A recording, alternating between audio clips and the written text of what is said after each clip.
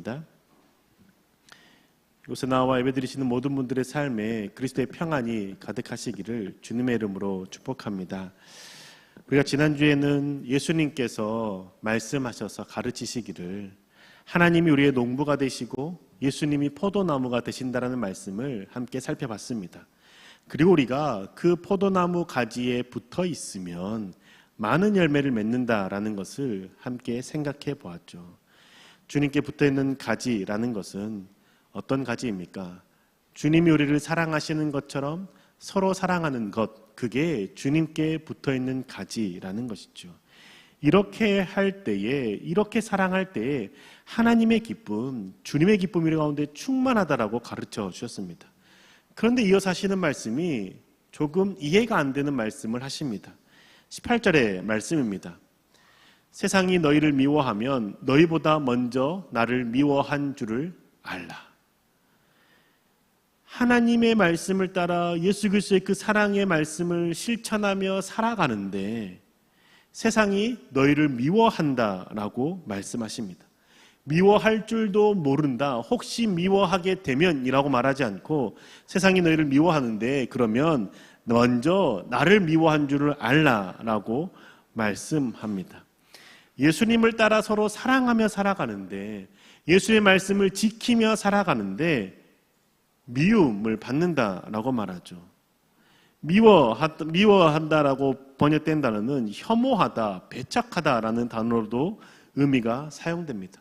예수님을 따라 사랑하는데 왜 사람들이 우리를 미워하고 박해하고 배척하는 걸까요?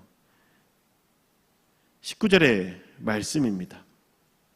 너희가 세상에 속하였으면 세상이 자기의 것을 사랑할 것이나 너희는 세상에 속한 자가 아니요 도리어 내가 너희를 세상에서 택하였기 때문에 세상이 너희를 미워하느니라. 예수님의 말씀을 따라 살아가면 예수님께 속한 자로 살아간다라고 말씀하시죠. 그런데 너희가 세상에 속한 자로 살아가지 않고 예수님께 속한 자, 예수님께 택한 자로 살아가기 때문에 미움을 받는다라고 말씀하십니다. 요한복음에서 끊임없이 가르치는 내용이 무엇입니까? 세상에 속해 살아간다는 것은 어둠 속에 산다라는 것을 의미했습니다. 예수 그리스도께 속한다는 것은 빛 가운데 살아가는 것을 가르쳐 주셨습니다. 세상이 나를 미워하는 것은 내가 빛 가운데 살기 때문에 미워한다는 것이죠. 그렇기 때문에 세상 사람들이 나를 미워하는 것은 나를 미워하는 것이 아니라 빛 대신 예수 그리스도를 미워하는 것임을 예수님이 지금 가르쳐 주고 계십니다. 세상에 미움을 받을 때 힘들어할 이유가 없는 이유가 여기 있는 것이죠. 나의 행동이, 나의 태도가 미워서 그러는 것이 아니라 나에게 빛을 비춰주시는 예수님의 그 가르침, 예수님을 따라 살아가는 그 모습이 이해가 안 되고 믿기 때문에 배척한다는 것이죠. 그걸 좀 더 주님이 자세하게 설명해 주시는 내용이 21절과 22절의 말씀입니다. 그러나 사람들이 내 이름으로 말미암아 이 모든 일을 너희에게 하리니 이는 나를 보내신 이를 알지 못함이라. 내가 와서 그들에게 말하지 아니하였더라면 죄가 없었으려니와 지금은 그 죄를 핑계할 수 없느니라. 여기 22절에 중요한 말씀을 하시죠. 내가 와서 너희들에게 가르치지 않았다면 너희에게는 죄가 없었을 것이다. 그런데 내가 가르쳤기 때문에 그 죄로부터 핑계될 수 없다라고 말씀하는 겁니다. 예수님께서 우리 가운데 가르쳐 주신 죄, 그 죄는 무엇입니까? 구약에서 우리 가운데 가르쳐 주신 죄와 예수님께서 가르쳐 주신 죄의 차이가 어디에 있습니까? 구약은 행함으로 짓지 않으면 죄가 아니었습니다. 그런데 예수님은 행함으로 짓지 않아도 마음으로 지은 죄가 죄라고 말씀하시죠. 십계명에 살인하지 말라, 간음하지 말라, 도둑질하지 말라라는 것을 말씀하지 않았습니까? 구약의 사람들은 누군가를 죽이지 않으면 살인하지 않았다라고 생각했습니다. 그런데 예수님이 다르게 말씀하시죠. 네가 형제에게 라가라 하고 바보라 하고 멍청이라고 한다면 너는 살인하는 자다, 살인하지 말라라는 죄를 지은 자다라고 말씀합니다. 간음도 마찬가지입니다. 간음하지 말라라는 그 계명에 대해서 구약은 내가 배우자가 아닌 다른 사람과 관계를 갖는 것, 잠자리를 갖는 것, 그것만 하지 않으면 가늠하지 않은 거라고 믿었습니다. 죄가 없다라고 얘기한 것이죠. 그런데 예수님 뭐라고 말씀하셨습니까? 이성을 향해서 다른 사람을 보고 마음에 음욕을 품는 자 이미 가늠했다라고 말씀하는 것이죠. 음욕을 품었다라고 말하는 것은 예쁘다, 아름답다라고 생각하는 것을 말하는 것이 아닙니다. 저 이성과 관계를 갖고 싶다, 저 이성에 대해서 내가 어떻게든지 갖고 싶다라고 말하고 생각하고 고민하고 계획하는 것, 이것들이 음행을 이미 저지른 것이다라고 말씀하는 것이죠. 예수님께서 와서 이것을 가르쳐주지 않았다면 세상 사람들은 자신이 죄가 없다라고 생각하며 살았을 것이라고 말하는 겁니다. 그런데 예수님께서 오셔서 너의 행함으로 짓는 죄 말고 마음으로 짓는 죄가 있다. 탐심과 음욕과 이 마음으로 짓는 죄로 말미암아 너희는 죄가 있다라고 말씀하시는 것이죠. 그래서 세상 사람들이 너희를 미워한다라고 말하는 겁니다. 어떤 이들은 말하죠. 내가 착하게 살았는데 내가 왜 죄인이냐라고 말합니다. 그들이 말하는 착하게 살았다는 것은 무엇을 의미합니까? 다른 사람에게 피해를 주지 않았다라는 겁니다. 내가 누군가에게 피해를 준 적도 없고 내가 누군가를 상하게 한 적도 없는데 내가 왜 죄인입니까? 라고 말하죠. 행동으로 누군가를 상하지 않았다, 행동으로 누군가에게 피해를 주지 않았기 때문에 자신은 착하게 살았다라고 말하는 겁니다. 행함으로 죄를 짓지 않았기 때문에. 그런데 예수님께서 뭐라고 말씀하십니까? 마음으로 지은 죄 있지 않냐라고 말씀하시죠. 누군가에게 말로 상처 준 적 있지 않냐라고 말하는 겁니다. 누군가를 보고 마음에 음욕을 품은 적 있지 않냐라고 질문하시는 것이죠. 주님은 마음으로 짓는 죄가 있기 때문에 죄인이다라고 말씀하는 겁니다. 그래서 우리는 착한 행실로 천국에 갈 수 없는 것이죠. 하나님이 보시는 죄와 우리가 보는 죄가 다르기 때문입니다. 우리는 행동만 보고 상대방을 파악하지 않습니까? 행동만 보고 상대방이 착한지 안 착한지를 파악하지 않습니까? 가늠하지 않습니까? 하지만 하나님은, 예수님은 행동이 아니라 마음을 보시고 판단하시고 마음을 보시고 천국에 갈 자인지 하나님을 믿는 자인지 택하신다라는 것이죠. 이것을 인정하지 못할 때 세상은 기독교를 욕합니다. 독선이라고 말하죠. 어떻게 예수를 믿어야만 구원을 받을 수 있다라고 말하기도 합니다. 예수를 믿어야만 구원을 받는다라고 말하는 것은 어떤 걸 의미하냐면 내가 행함으로 짓지 않고 마음으로 짓는 죄도 죄입니다라고 고백하는 자가 예수를 믿는 자라는 것이죠. 많은 종교들 중에서 예수님만이 살인의 개념을 말에 두었고 간음의 개념을 마음에 두셨습니다. 다른 종교들은 누군가를 해야지 아니하고 의도를 파악하고 이런 것들이 죄라고 말하지만 예수님은 마음속에 있는 것을 죄라고 말씀하셨습니다. 그래서 요한복음에 말씀하지 않았습니까? 내가 와서 가르치지 않았다면 너에게 죄가 없었겠지만 내가 가르치니 죄가 드러났다라고 말씀하지 않습니까? 이 사실을 받아들일 때에 우리는 기독교가 독선이 아니라 마음을 다스릴 뿐만 아니라 하나님 앞에서 내가 죄인이라는 것을 고백하며 살아갈 수 있다는 것이죠. 세상 사람들이 이것을 받아들일까요? 안 받아들이죠. 왜냐? 직접적으로 나 외에 다른 사람에게 피해를 주지 않았기 때문입니다. 세상에서 남에게 피해를 주지 않으면 착한 사람이죠. 준수한 사람입니다. 하지만 주님은 그 행위만을 가지고 판단하지 않습니다. 네 마음에 뭐가 있니? 네 마음에 탐심이 있지 않니? 네 마음에 음욕이 있지 않니? 네 마음에 욕심이 있지 않니? 그 모습을 보시고 네가 죄가 있다라고 말씀하신 게 주님이라는 것이죠. 이걸 이해하지 못하니 세상 사람들은 기독교에만 구원이 있다라고 말하는 것 거부합니다. 하나님과 예수님을 전하는 자를 싫어하는 것이죠. 그래서 23절과 24절은 이렇게 말씀하십니다. 나를 미워하는 자는 또 내 아버지를 미워하느니라. 내가 아무도 못한 일을 그들 중에서 하지 아니하였더라면 그들에게 죄가 없었으려니와 지금은 그들이 나와 내 아버지를 보았고 또 미워하였도다. 예수님께서 말씀하시기를 나를 미워하는 자가 하나님을 미워하는 자라고 말씀하시죠. 세상이 예수님을 사랑하며 예수님을 전하는 자를 미워하는 것, 그것은 천지를 지으신 하나님을 미워하는 것이라고 말씀해 줍니다. 이렇게 미워하는 일이 무엇입니까? 이유가 무엇입니까? 24절에 아까 방금 말했던 것처럼 아무도 못한 일을 주님께서 하셨기 때문입니다. 세상 사람들이 하지 못하는 것, 누구도 할 수 없는 것, 주님이 하셨다라는 것이죠. 아무도 못한 것, 주님께서 하신 일이 무엇입니까? 요한복음에 잘 기록되어 있습니다. 요한복음에는 7가지의 기적이 기록되어 있습니다. 2장에서 물을 포도주로 만드셨습니다. 4장에서는 왕의 신하의 아들을 만나지도 않고 말씀으로 저 멀리 있는 보지도 않는 왕의 신하의 아들을 고쳐주셨습니다. 5장에서는 38년 동안이나 누워있던 중풍병자, 한 번도 걷지 않았던 그를 고치시고 회복시키셔서 걸어서 가게 하셨습니다. 6장에서는 오병이요, 떡 5개와 물고기 2마리로 5,000명을 먹이고 12광주를 남기셨습니다.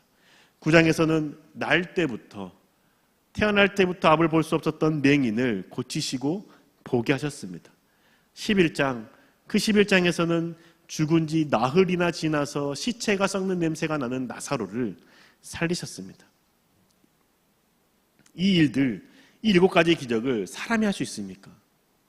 어느 누가 물을 포도주로 만들 수 있겠습니까? 어느 누가 사람을 만나지도 않고 말씀으로 약을 먹이지도 않고 그 사람을 고칠 수가 있겠습니까? 어느 누가 38년 동안 누워있어서 모든 근육이 빠진 사람이 그 순간 일어나서 2발로 걷고 침상을 들고 갈 수 있게 하겠습니까? 어떤 사람이 물고기 2마리와 보리떡 5끼로 5,000명을 먹이고 12광주를 12바구니에 남기게 하겠습니까? 오병이어는 한 끼 식사이지 않습니까? 그리고 어떤 사람이 태어날 때부터 볼 수 없었던 사람, 이미 그 뱃속에 있을 때부터 시신경이 손상된 사람을 고칠 수가 있겠습니까? 죽은 지 10분이 지난 사람도 아니고 5분이 지난 사람도 아니고 나흘이나 지나서 시체가 썩어 들어가고 있고 냄새가 나는 그 사람을 살릴 수가 있겠습니까? 아무도 할 수 없는 일입니다. 아무도 할 수 없는 일을 예수님께서 하셨습니다. 예수님께서 기적을 베푸셨습니다. 그리고 가르치시는 거죠. 살인하지 말라. 형제에게 욕하는 자 살인하는 자다. 간음하지 말라라고 들었지만 네가 이미 마음에 음욕을 품은 자 간음하는 자다 라고 말씀하시는 것이죠. 이렇게 말씀하시는데, 신이 되시는 분께서 말씀하시는데 어느 누가 나는 죄인이 아닙니다 라고 말할 수 있겠습니까? 내가 행동으로 지은 죄가 없기 때문에 나는 죄인이 아닙니다 라고 말할 수 있는 사람은 예수를 모르고 하나님을 모르는 사람만이 그렇게 말할 수 있지 않겠습니까? 하나님을 알고 예수를 안다라면 마음속에서 짓는 죄가 죄라는 것을 고백할 수밖에 없는 것이죠. 지금 예수님께 살아있던 그때에도 예수님의 이 가르침 듣는 자들 불편했습니다. 그 말을 듣고 싶지 않았습니다. 그래서 오전에서 말씀을 통해서 들었던 것처럼 예수를 죽이기로 선택하는 것이죠. 그렇게 말하는 사람이 없으면 듣지 않게 되고 듣지 않으면 편안해지기 때문이라고 생각했던 겁니다. 예수를 죽이면 내 마음 편하게 생각하고 살아갈 수 있으니 예수를 죽이자라고 말하는 것이죠. 이런 모습이 우리의 삶에서 드러나지 않습니까? 누군가가 나를 불편하게 하는 나의 치부를 드러내는 순간에 우리는 어떻게 합니까? 그 사람 말 앞에 수긍하며 자복하며 죄를 인정하며 회개합니까? 아니면 그 사람 앞에 부정합니까? 우리가 TV에서도 많이 보지 않습니까? 연예인이나 공인이 누군가에 의해서 자신의 치부가 드러났을 때 어떻게 합니까? 허위 사실을 유포했다며 명예훼손했다며 고소하고 고발하지 않습니까? 입을 틀어막지 않겠습니까? 그리고 고발하는 것으로 잘 되지 않을 때에는 지금 나를 고발하는 저 사람이 얼마나 악한 사람인지 그 말하는 화자가 더럽다라고 악한다라고 말하면서 그 사람이 말하는 말 들을 수 있고 믿을 수 있겠냐라면서 말하지 않습니까? 내부 고발하는 자에 대해서 그 사람의 비리가 무엇이 있는지를 밝히면서 그 말이 이렇게 비리가 있는 사람의 말을 믿을래? 라고 그 말의 신빙성을 떨어뜨리는 것 우리가 보지 않습니까? 지금 예수님을 향해서 유대인들이 그렇게 행하는 것이고 우리도 그 모습대로 살아가고 있을 수 있음을 생각해야 한다는 겁니다. 예수님의 말씀 우리가 들었을 때에 살인하지 말라, 간음하지 말라, 원수를 사랑하라는 말씀을 들었을 때 이 말씀을 내 안에 받아들이지 못하면 우리는 예수를 무시하고 예수를 죽이는 자로 살아가는 것이죠. 참으로 안타깝지 않습니까? 저와 여러분은 지금 어떤 믿음으로 살아가고 계십니까? 예수를 믿는다라고 고백하고 이 자리에 나와 찬양하며 예배하며 기도하는데 예수님이 가르치셨던 그 말씀들 아멘으로 받아들이십니까? 내 행동이 구약의 율법에 머무는 것이 아니라 예수 그리스도의 그 말씀 앞에 머무는 자로 살아가기를 소망하십니까? 예수님은 지금 제자들에게 말하죠. 세상이 너희를 미워할 거야. 세상이 너희를 미워하면 너희 그것 때문에 낙심하지 말고 그들을 박해하지도 말고 그냥 나를 미워하는 거라고 생각해. 왜냐하면 내가 와서 그들이 인정하지 않은 죄, 그게 죄라는 것을 가르쳤기 때문에 너희를 미워하는 거야 라고 말씀하시는 것이죠. 그래서 그들 제자들에게 예수님께서 말씀하시고 이제는 그 십자가의 길을 걸어가시려고 합니다. 그 십자가의 길을 걸어가실 때에 예수님께서 제자들에게 이렇게 말씀해 주시죠. 26절과 27절의 말씀입니다. 내가 아버지께로부터 너희에게 보낼 보혜사 곧 아버지께로부터 나오시는 진리의 성령이 오실 때에 그가 나를 증언하실 것이요 너희도 처음부터 나와 함께 있었으므로 증언하느니라. 예수님께서 이제 죽음의 길을 걸어가시는데 그 죽는다고 해서 예수의 말씀이 무효가 되는 게 아니라는 겁니다. 말하는 이 예수를 죽이면 그 말 앞에서 벗어날 수 있고 자유롭게 누릴 수 있다고 생각했지만 그게 아님을 주님은 가르쳐 주는 것이죠. 성령 하나님이 오실 것을 말씀해 주십니다. 성령 하나님 이 땅 가운데 오심으로 예수님께서 가르치셨던 그 말씀들 그가 나에 대해서 증언하고 나를 너희들에게 가르칠 거야. 성령님께서 예수님께서 하신 말씀을 가르쳐 주시고 생각나게 하시고 깨닫게 하십니다.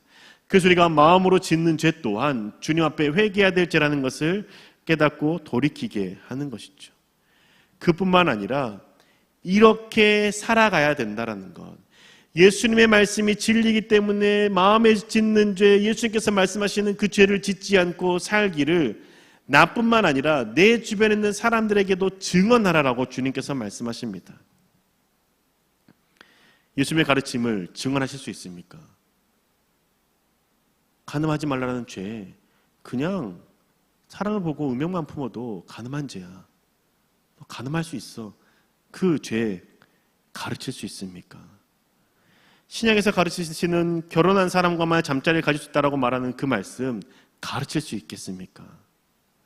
나를 아프게 하고 나를 상처 준 사람을 미워하지 않고 용서하고 원수를 사랑해야 된다라고 하시는 그 말씀을 믿고 가르치고 전할 수 있겠습니까? 그렇게 전할 때 주변 사람들이 어떻게 반응하겠습니까? 주를 알지 못하고 주를 믿지 못하는 사람들에게 야 너에게 상처 준 사람 용서해야지. 야 주님께서 말씀하시는 것은 부부관계라는 것은 결혼한 이후에 하는 거야 라고 말씀을 하고 가르칠 때 받아들이겠습니까? 사람들이 안 받아들이지 않겠습니까? 미움받는 것, 그래서 우리가 미움받는다라는 것이죠. 세상 사람들은 인정할 수 없는 것을 우리는 인정하며 살아가기 때문입니다. 세상 사람들은 부인하는 것을 우리는 부인하지 않고 예수의 말씀이 진리입니다라고 고백하며 살아가고 있기 때문인 것이죠. 왜 우리는 이 말씀을 따라 살아가야 될까요? 왜 우리는 간음하지 말아야 되고 왜 우리는 주님께서 우리 가운데 배필로 허락해 주신 사람과 관계를 가져야 되고 그렇게 살아가야 되는 걸까요? 주님이 우리를 골탕 먹이기 위해서 금욕 생활하며 살라고 그렇게 하시는 걸까요? 아닙니다. 우리를 위해서 그렇게 말씀하시는 것이죠. 나 자신을 위해서 말씀하시는 겁니다. 한 명 이상과 동침하며 살아가게 될 때 비교하는 마음이 생기지 않겠습니까? 그리고 더 치명적인 것은 상대방에 대한 불신이 싹 틀 수밖에 없습니다. 이미 결혼하지 않는 나와 관계를 맺는 사람이 만약에 다른 누군가와도 관계를 맺지 않을까 불안이 싹트게 되는 것이죠. 결혼 후에도 생각나게 되고 그러다가 결국 불안과 두려움에 의심하게 되는 것이죠. 그뿐만 아니라 비교하는 마음이 우리들 가운데 나타날 수 있고 그 상대방에 대해서 비교하며 정죄하는 마음들이 우리 가운데 자리 잡을 수 있는 것이죠. 그 가정이 평안하겠습니까? 하나님은 우리가 주님 안에서 기쁨의 가족 생활을 하고 기쁨의 삶을 살아가기를 원하시기 때문에 제발 나의 말을 듣고 살라고 말씀하시는 것이죠. 주님을 위해서 이렇게 말씀하시는 게 아닙니다. 그런데 세상은 그게 좋은 게 아니다라고 말하죠. 지금 당장 젊었을 때에 누릴 수 있는 쾌락을 누리는 게 최고다라고 말합니다. 우리의 기준이 어디에 있습니까? 세상 사람들은 행위로 짓는 죄만이 죄라고 말하지만 주님은 마음으로 짓는 죄가 죄라고 말합니다. 세상은 다른 것들이 다 허락된다고 말하지만 주님은 아니야, 너를 위해서 그렇게 하면 안 돼 라고 말씀하십니다. 저와 여러분은 예수 그리스도를 믿는다라고 고백하고 이곳에 나와 말씀을 듣고 기도하는데 어디에 기준을 두고 살아가시겠습니까? 여전히 기독교가 독선적이고 여전히 기독교가 나를 올가매고 여전히 기독교가 나의 삶을 불편하게 한다라고 생각하며 사시겠습니까? 세상 사람들과 똑같은 마음으로 미움하며 받아들이지 못하며 살아가시겠습니까? 예수님이 말씀 가운데 우리와 함께 하시고 말씀을 따라 살아갈 때 참 평안이 임한다라고 말씀하셨는데 그 참 평안이 무엇인지 우리가 좀 궁금해하며 살아가면 안 되겠습니까? 하나님의 말씀을 따라 살아갈 때에 얼마나 그게 큰 은혜가 있는지 고백하며 살아갈 수 있기를 원합니다. 그게 주를 믿는 자의 삶이라는 것이죠. 사랑하는 구성교회 교회 여러분, 하나님은 우리를 사랑하시죠. 우리를 사랑하시기 우리를 바른 길로 인도하시고자 말씀하시는 겁니다. 그 말씀을 받아들이고 그 말씀에 순종해야 됩니다. 하나님의 말씀을 따라 살아가는 것 세상 사람들이 이해하지 못합니다. 그렇게까지 왜 그렇게까지 사냐라며 우리 가운데 정죄하는 게 세상 사람들입니다. 왜냐하면 그들에게 있어서의 죄는 행함이고 우리에게 있어서의 죄는 마음이기 때문입니다. 행함 플러스 마음이 죄가 될 수 있다는 것이죠. 그런데 우리 주님이 가르치시는 그 말씀을 따라 살아가 봅시다. 그리고 그 따라가는 삶을 나만 그렇게 살지 말고 내 주변에 있는 사람들에게도 전해봅시다. 물론 그 말을 전했을 때 미움을 받을 수 있죠. 이해함을 받지 못할 수도 있습니다. 하지만 주님께서 우리 가운데 말씀하신 것처럼 내가 이 땅 가운데 와서 가르쳤으니 죄가 드러났다고 하셨던 그 말씀처럼 주님, 내가 주님 앞에 죄인임을 고백하고 내 주변에 있는 사람들이 죄 가운데 돌이켜 하나님 앞에 나아가기를 소망하는 마음으로 주의 말씀을, 주의 기준을 전하겠습니다라고 고백하며 살아가 봅시다. 그때에 하나님의 사랑이, 하나님의 말씀이 우리의 삶에 자리 잡게 될 것입니다. 미움을 받고 주님과 함께하는 것이 복되다라는 사실 믿으며 살아갑시다. 세상편에 서려고 하다가 주님과 멀어지고 떨어지는 자가 되지 맙시다. 연약함 속에서 다시 일어서고 주님 앞에 나아가며 구원의 복을 누리시는 저와 여러분 되시기를 주님의 이름으로 축복합니다. 아멘. 함께 시간 결단하며 찬양하기를 원합니다.